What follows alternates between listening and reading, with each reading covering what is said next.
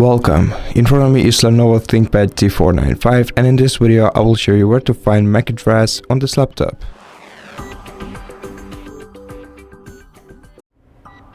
To find your device's MAC address, open the Start menu, search for CMD. Run it as administrator by clicking right here, click Yes, and then input ipconfig /all in this window. Press enter and you're gonna get the list of your device's network adapters. As you can see, most of them are disconnected and each of them has its own physical address, which is this adapter's MAC address. Now,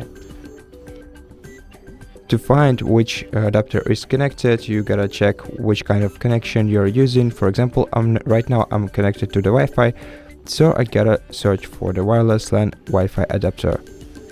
And as you can see, here is my currently active MAC address.